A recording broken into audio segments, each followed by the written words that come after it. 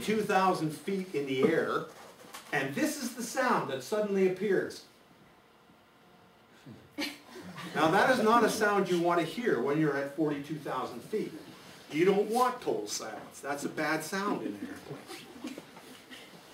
And 272 passengers and 14 crew, or whatever it was on the airplane, got to enjoy some 18 or 22 minutes of interesting time to reflect. While a pilot, radioed Winnipeg, didn't have enough, couldn't glide to Winnipeg, but he had trained at an Air Force base just north of Winnipeg called Gimli, and they had turned, that is now an abandoned Air Force base that has been turned into a drag race, and there was, I don't know, Sunday afternoon drag races on, and they just managed to glide a 767 into Gimli, and nobody was injured. So then I say, so how many people here are in favor of enough fuel in the airplane? Well, everybody's hands are going up, that's not it. Of course I could give you a navigation system and a whole lot of other, people that can help you in an emergency, etc., etc. So the problem is this, is that the things that are most important for our airplane trip are the things that we pay no attention to because, we can't go and get the pilot out and smell his breath, right? So what we do is we make judgments, all kinds of judgments, on the basis of things that don't matter. Like whether the cabin crew is surly. This is actually not all that important.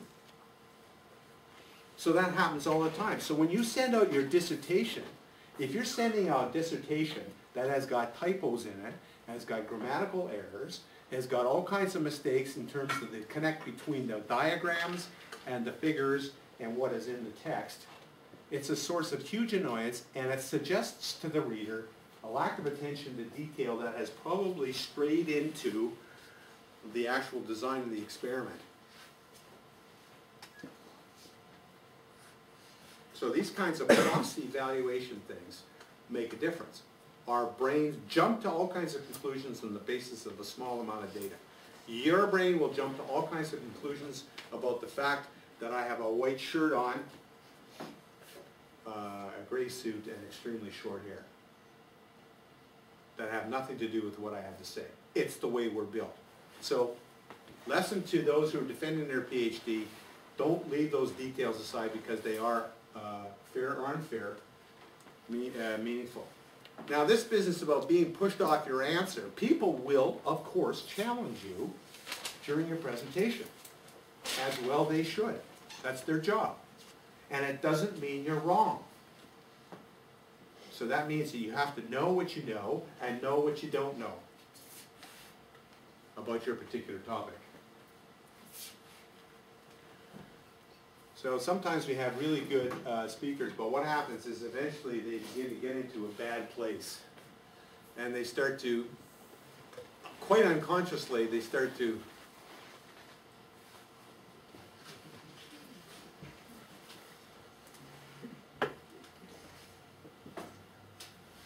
and then pretty soon everybody in the room is, beginning to scratch. It's very unpleasant. It's just the same as if you started to yawn. It's like totally catching.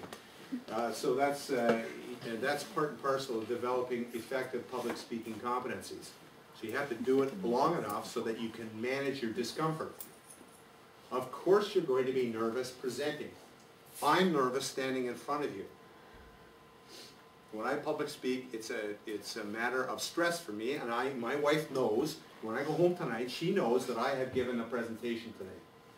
Because I smell differently.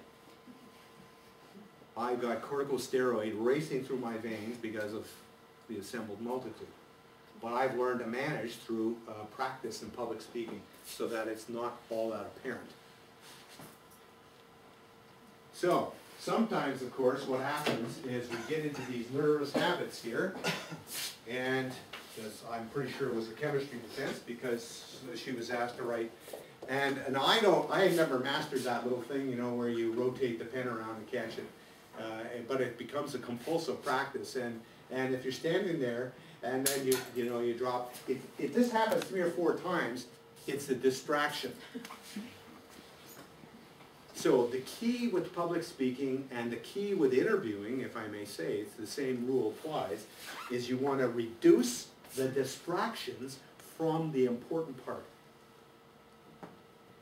So it's the same thing when we're going on a date, you know, you want to make sure you go, and this is true also for your presentation, you should have a look at yourself in the mirror before you go and get the presentation, because you want to make sure there are no distraction factors. Like if you have a piece of spinach stuck between your front two teeth, it's very hard for people to ignore that. Say, great candidate, shame about the spinach. So you want to get the distractions to an absolute minimum.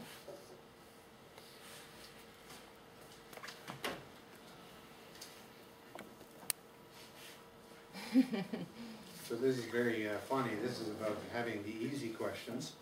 So you presumably could do that by having a couple of friends in the audience, but I can assure you it's not going to work because the questions the audience ask typically don't enter into the examination outcomes.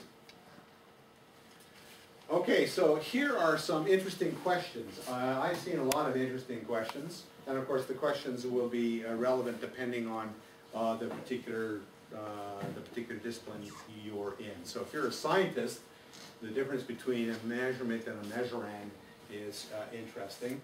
And these uncertainty, standard deviation versus confidence interval, that's another science question. Oh, I really like this, because the external examiner decided to crank up the pressure just a touch, and he conflated about 6 different questions into one, right? Where he said, well, tell me about the combined uncertainties, the expanded uncertainties, the coverage factor, etc. So that was really quite interesting. The law of the propagation of error, which basically says that Mother Nature will combine all of the errors in a way that will make the outcome as difficult as possible for you. I think that's the law of propagation. And this last question, which I think is a terrific one, just you know, if you think the candidate is having too easy a time, then what you do is you ask them, well, how's it going so far? So that's a great question for an interview too. How do you think this interview is going so far? You know, and oh, by the way, I recommend that speaking of interviews, that you dress, that the dress you choose is also material. So you want to dress, you know, there are 2 mistakes you can make, right? You can either underdress or overdress. So you can decide which of those 2 mistakes you want to make. I know which one I'd want to make. Now, wearing a tuxedo is obviously, you know, unnecessary. Wearing a suit is not a bad thing, or a jacket with a tie is not a bad thing, because it communicates a level of preparation and respect for the process that it actually warrants. Now, again, this is discipline dependent, because if you go into computer science, it's a whole other matter. And I went into a computer science defense, and I saw this young man in there with, he had basketball sneakers on, I think high tops is what they're called, with laces, and black jeans on, and a black t-shirt. I thought, oh, geez, you know, computer science, you know, here's the candidate. And I go over and introduce myself, and I said, so how long is your presentation? You know, because it has to be 20 minutes, it can't be longer than 20 minutes.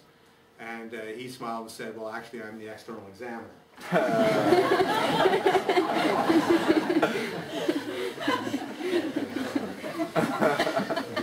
So I look around the room, and standing over, like, not very far away from him, is a slightly younger young man, who, and I swear to God this is true, he's got high tops on, no laces, black jeans, and a black t-shirt.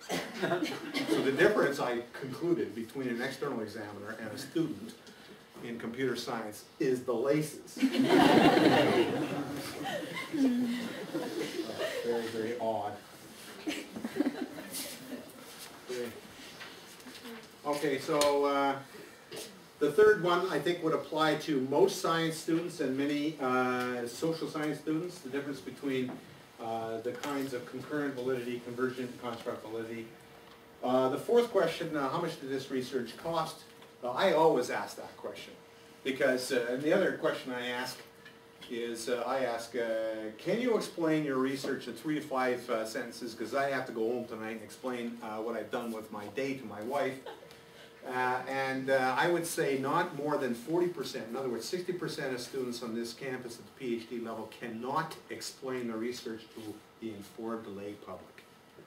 I count that as an institutional failure.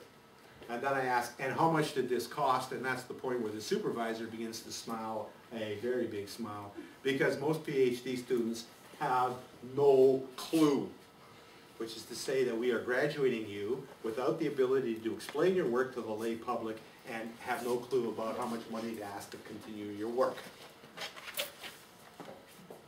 That usually does not affect the outcome of the examination. Okay, now, if you reference documents you haven't read, you are taking a risk. So you may ask yourself the question, how does the examiner know that you haven't read the document that you have made reference to in your dissertation? You know, that secondary reference thing, you find the reference in somebody else's work and you say, oh, that's just a great quote. I'll take that quote exactly as it is and I'll plunk it in and I'll quote the original source and they'll think I'm, you know, really thorough. This is dangerous. Why? Yes? Some papers are in different languages that you can't read. Indeed. So if you quoted a paper in German, the man immediately switches to German, the external examiner, and now you're hooped. Okay? So that's one reason. Yes? I think I heard of a case once where the ultimate reference was to the examiner. Oh yes, so you're actually quoting the examiner and you don't know it, and in this particular case, the person who quoted the examiner didn't get it right. So occasionally when I get really, really bored at work, I'll go to Google Scholar Google and see who's referring to my work. And I've actually gone to the work that has quoted me, and I read this quote, and I'm thinking, that's not something I would say. And I went back to the original article, it wasn't there. The guy made up a totally spurious quote and attributed it to me. Now, not that it matters, because I get the citation, right?